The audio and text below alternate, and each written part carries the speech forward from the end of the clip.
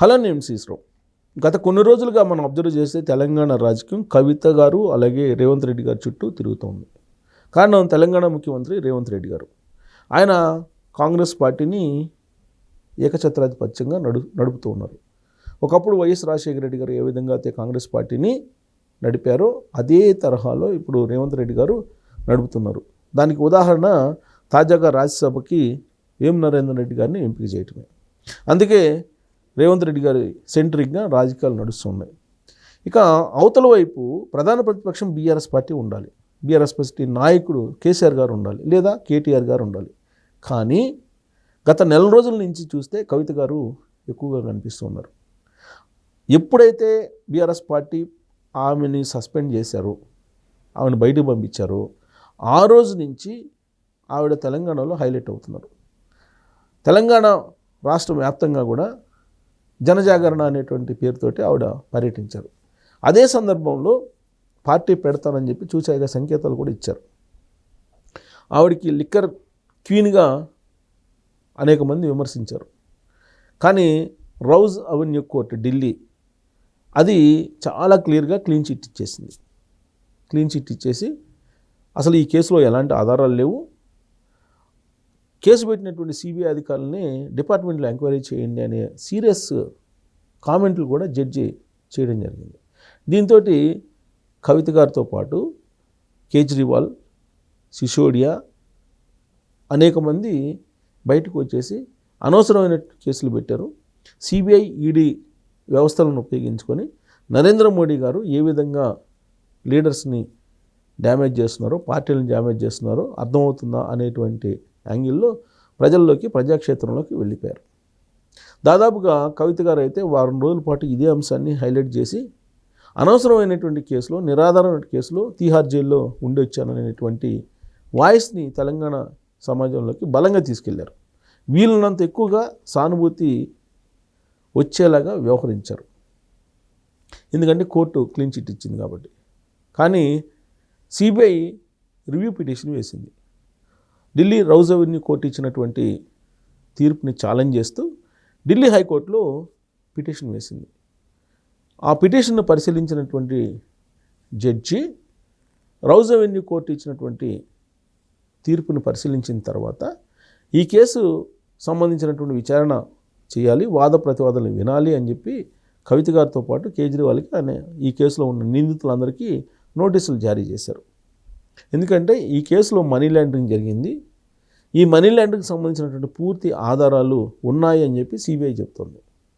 దీనికి సమాధానం చెప్పాలి నిందితులు అనేది. ఆధారాలు అనేకం ఉన్నాయి. అసలు లిక్కర్ పాలసీని మార్చిన కారణంగా దాదాపుగా 100 కోట్ల రూపాయల చేతులు మారే. ఈ 100 కోట్లలో 40 కోట్ల రూపాయలు గోవా ఎన్నికలకి కేజ్రీవాల్ పార్టీకి అందజేశారు. ఆ 100 కోట్లు అనేవి కవిత గారికి సంబంధించిన అమౌంట్. సౌత్ టీం అనేది ఏర్పడింది. ఈ సౌత్ టీం తాలూకు డబ్బులు అవన్నీ అని చెప్పి సిబిఐ చెప్తుంది.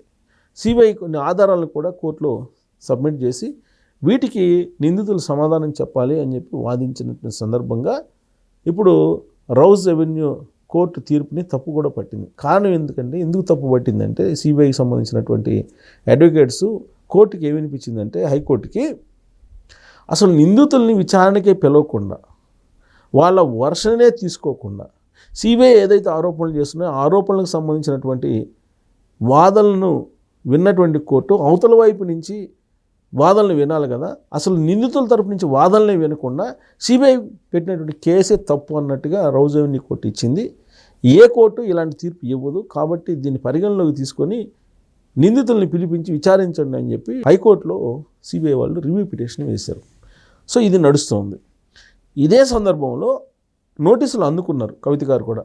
ఏమాత్రం నోటీసులకు సంబంధించిన అంశం తెర మీదకి రాకుండా, ప్రజాబాహుళ్యంలోకి ఈ విషయం వెళ్లకుండా ఖమ్మం వెళ్ళారు. భూదాన్ భూములకు సంబంధించిన బాధితుల దగ్గరికి వెళ్ళారు ఆవిడ ఖమ్మం. అక్కడ వాళ్ళతోటి కలిసి ధర్నా చేశారు.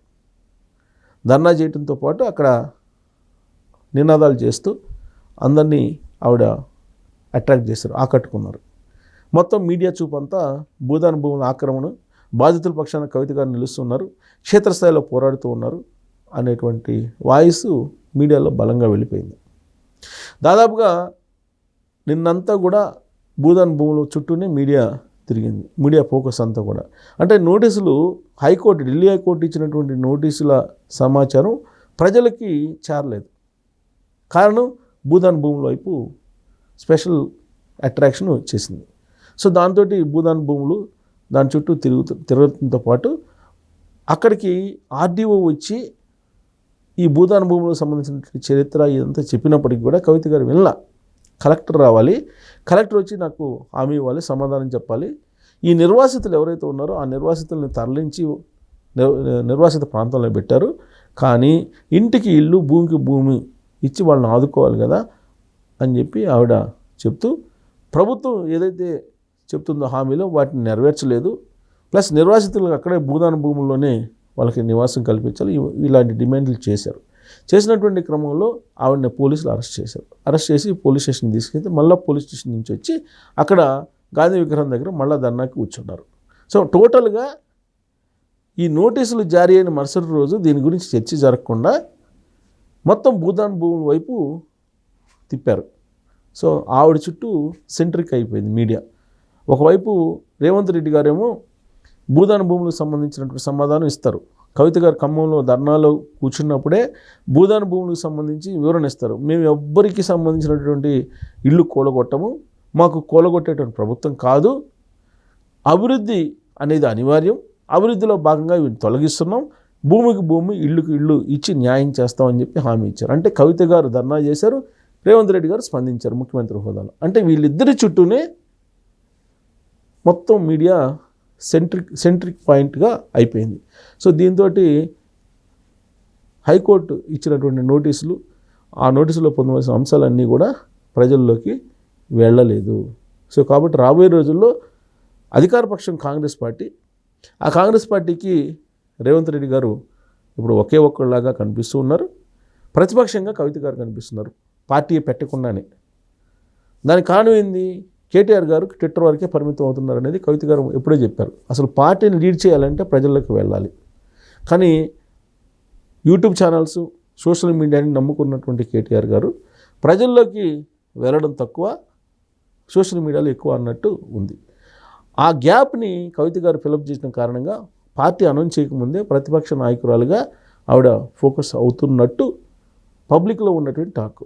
మరి దీని మీద మీ అభిప్రాయం ఏంటనేది తెలియజేయచ్చు. Thank you.